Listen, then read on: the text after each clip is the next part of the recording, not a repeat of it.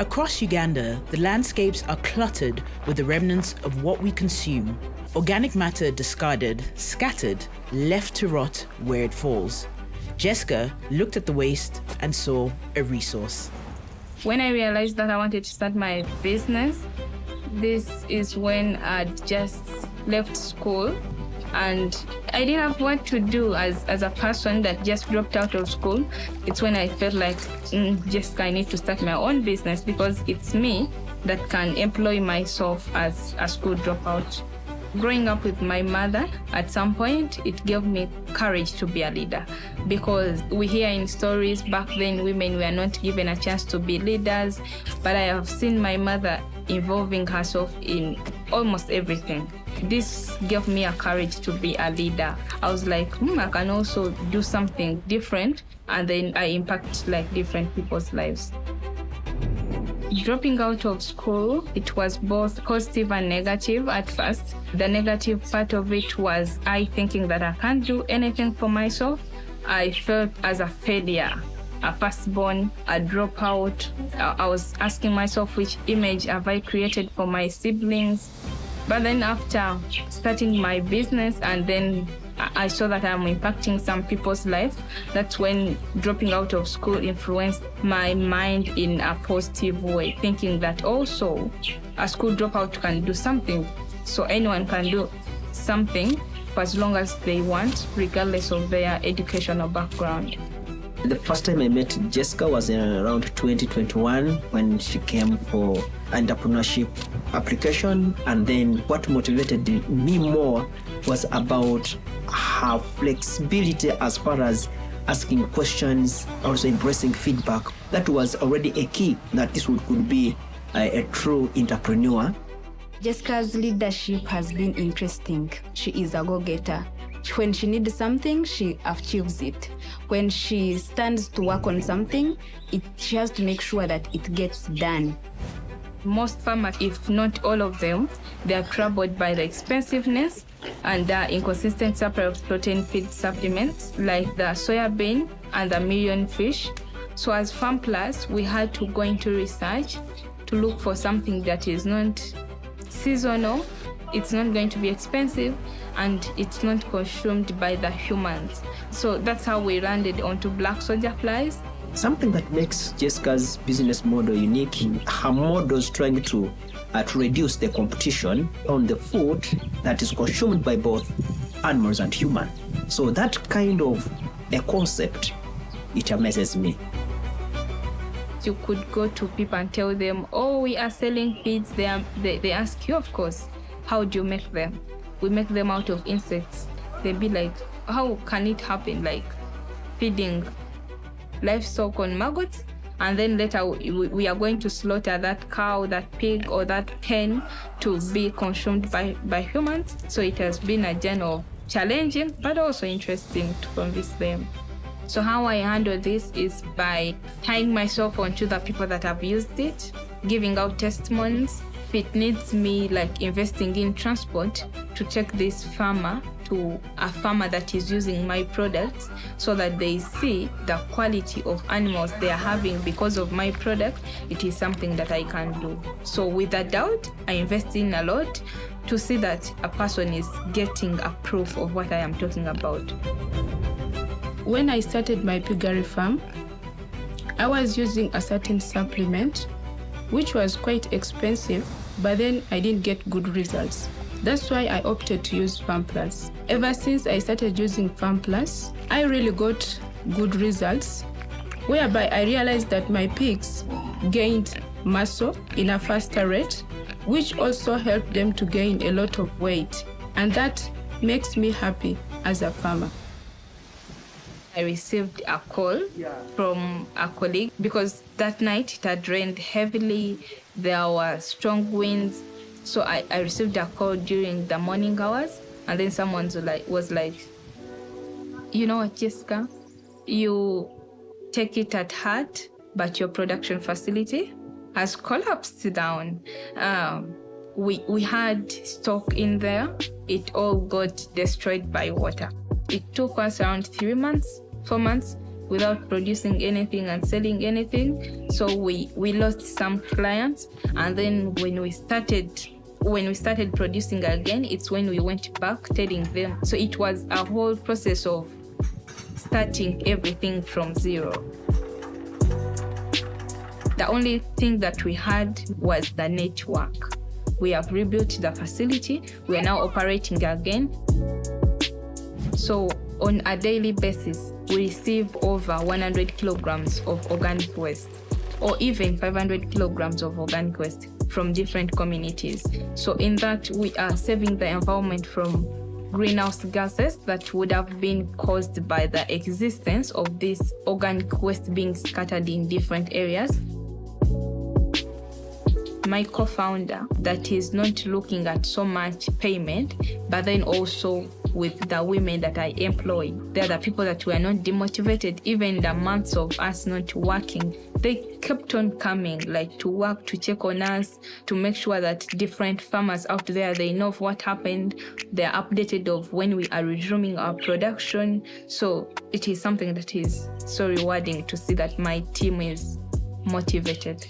In this sector of agriculture, women have been able to come up through empowerment from the initiatives like Farmplus.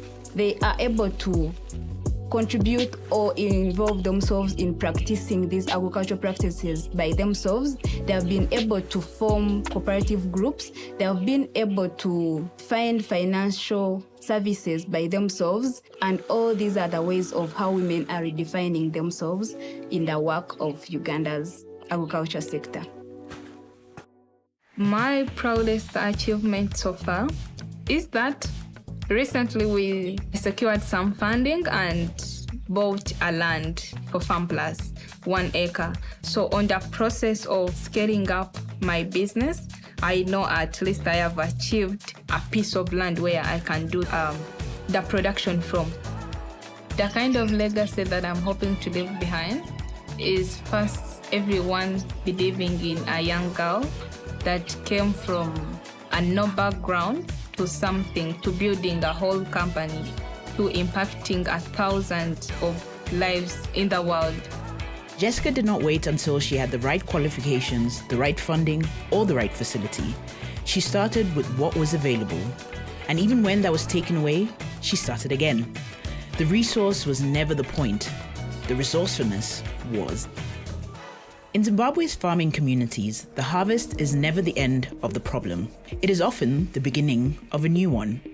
Tomatoes picked in abundance flood the market. Prices collapse. What cannot be sold simply disappears, rotting before it can reach anyone who needs it. Teppo grew up watching this happen, and then he decided to fix it. Before I moved to Bulawayo, I grew up in the rural area of Maranda, where I was exposed to a lot of smallholder farmers who were mainly dependent on horticulture for their income. My mother specifically used to sell tomatoes to make ends meet and cover for my school fees. So I really had an experience with horticultural farming. I think it all comes down to influence. A child tends to like the things or show interest in the things that he is exposed to. So considering my grandmother's love for agriculture, I can definitely say that it's no surprise that he has also shown interest in agriculture.